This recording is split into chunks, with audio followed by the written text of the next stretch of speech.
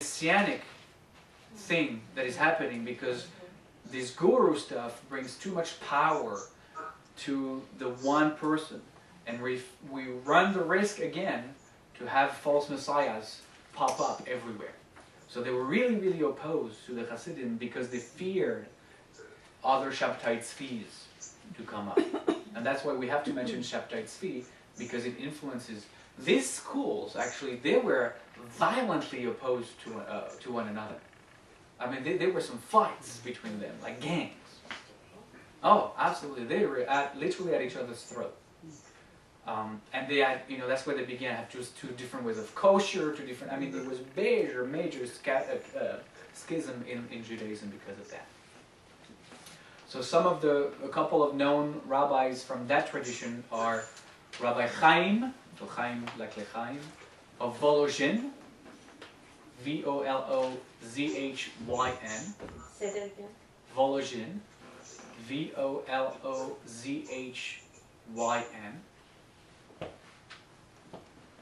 And his master, who was the Gaon, G-A-O-N, and that means the genius of Vilna, V-I-L-N-A.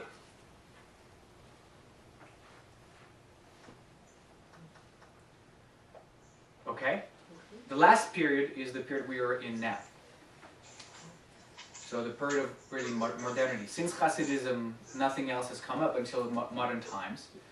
And modern times, we know it, have now included much more practices around Jewish meditation, Kabbalistic text study, studying the Zohar, for example, or Rabbi Isaac Luria's work,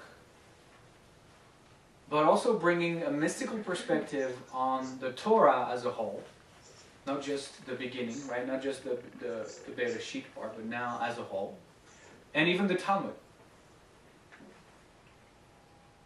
And we also have nowadays much more liberal practices that have now included,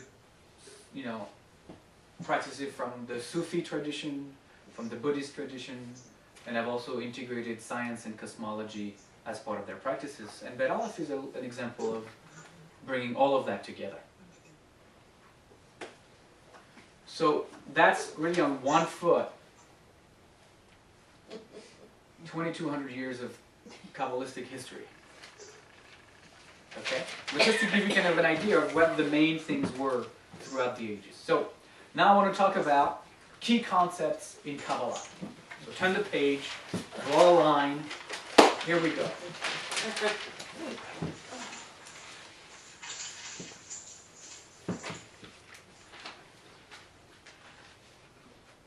So to get us started, I'm going to hand out something that you need to bring to every class and have with you all the time. I'm going to teach you Hebrew in 3 seconds. Laminate that thing, minimize it, have it in your pocket, and you'll know you're reading Hebrew.